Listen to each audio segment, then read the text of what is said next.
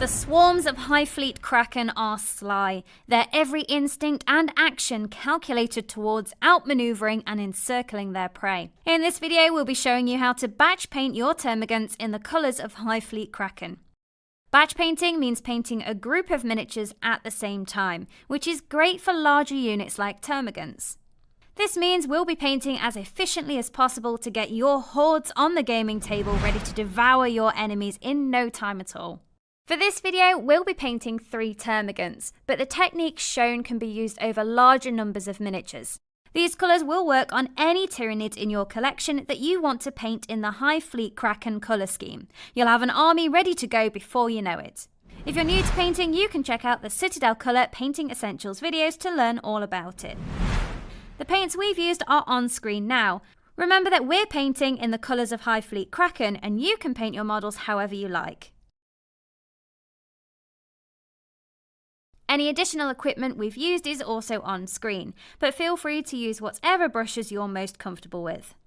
The first thing we need to do is undercoat the model, and for this colour scheme we've used Wraithbone. This is a nice warm undercoat to get us started on this scheme, and we'll be using contrast paint which works really well over this colour.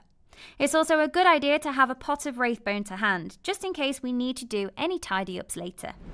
So we're going to start off by painting all of the flesh in Morghast bone. For this we'll be using a medium base brush, as we don't need to worry about being neat. This is a base paint, so we need to thin it down with some water and apply a couple of layers. Once you've put a layer of paint down on one miniature, move on to the next one while it's drying. When we're batch painting, we don't want to be waiting around for paint to dry. So while we're waiting for a stage to dry, move on to the next miniature. And once you've applied the paint to the final miniature in your group, in theory the first one should be dry, ready for you to move on to the next stage. Batch painting can be used to paint as many miniatures as you want at once. You may want to just paint 2 at once, or you could paint a larger group. It's really up to you. Do whatever you feel is most achievable. Once all of that is dry, we're going to move on to applying a contrast paint over the flesh. For this, we'll be using Skeleton Horde, and we'll be applying this straight from the pot. When we're applying contrast paint, we need to apply it heavily and neatly, working in small sections. This ensures the paint doesn't dry too quickly anywhere, and it gives us maximum control while we're using it.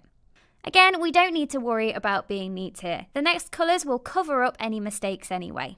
If you find that it is pooling too much in any of the recesses, clean off your brush and use that to soak up any excess.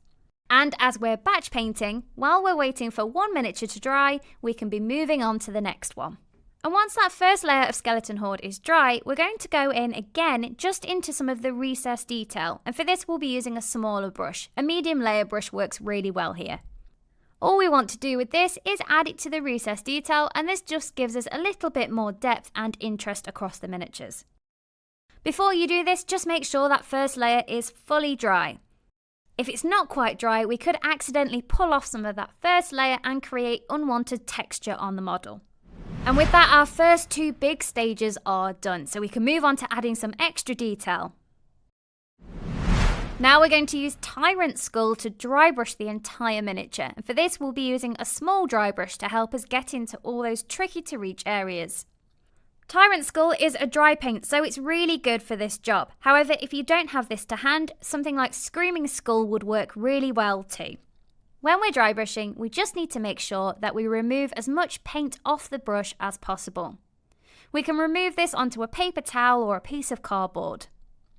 Then we move the brush over the raised detail of the miniature, and what this does is it catches all that detail and creates a highlight.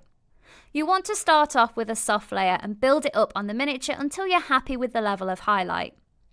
It can be a little bit tricky to correct too much dry brushing, so take your time and build up those soft layers.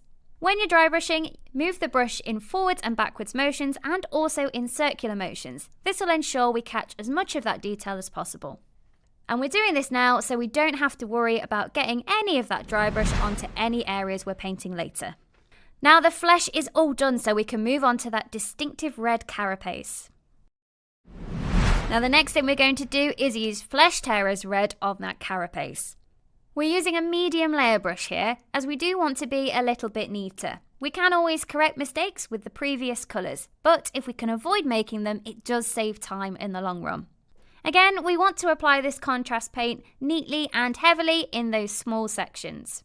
Just be careful to control the paint and avoid it pooling too much in those recesses. We also want to make sure that there isn't any water on our brush before we dip into the pot. This is because it could dilute the paint and we won't get quite as strong a colour on the miniature. And you'll see that Flesh Terror's red is a really deep red, and as we're applying it over a really light undercoat, this means those natural highlights come through.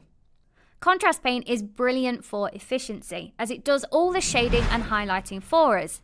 This means we won't have to add any extra steps if we don't want to, and it'll still result in your models looking awesome on the tabletop. Now we're going to paint the hooves and the claws and also the weapon. For this we'll be using Black Templar and sticking with that medium layer brush. If you prefer, you could use a smaller brush. Apply just like your other contrast paints, being careful around those details we've already finished. Again, those natural highlights really show through under that Black Templar, so it's a great choice for painting efficiently. And with that done, the largest stages of this guide are finished. With just a few extra details, your models will be ready to go on the tabletop and slay your enemies in no time. Now we're going to paint some grey areas using Celestra Grey. This is the tongue and the weapon pipe. We'll also be using this to paint any base detail, but you can pick that out in whatever colour you prefer. This is a base paint, so thin it down and apply a couple of layers. This will make sure we've got good coverage. Now we're going to paint the eye on the weapon and also the teeth in Wraithbone. We're repainting the eye in this colour because we're going to be using a contrast paint over it. And if we've got a nice pale base coat underneath that contrast paint, you'll see that those natural highlights really come through. We're now just going to drop some Iron Jaws yellow into the eyes of the Termagant, and this will give us a really menacing glowy yellow eye effect. Now we'll paint the eye on the weapon, and for this we'll use Storm Fiend. Again, apply this heavily and neatly. We don't need to worry too much about being neat, as the blue will blend into the black really nicely. And if you clean off your brush and just use that to soak up the excess from the centre of the eye, you'll see that the paint pulls away from the middle, which creates even more of a natural highlight. And the final thing we're going to do is apply Norn Oil to the tongue and the mouth, as well as those weapon pipes. This will add some subtle depth without overpowering that base coat. Apply just like the contrast paint, being careful to avoid any excess pooling. And there we are, your Termagants are finished, ready to surge through gaps in enemy defences and savagely exploit their weaknesses. You can see that our model is based using Astrogranite debris, and if you'd like to learn more about technical paints, you can check out our video all about them. For more tutorials, tips and tricks, you can head to your local Warhammer store, where our amazing staff will be happy to help you, or check out citadelcolour.com.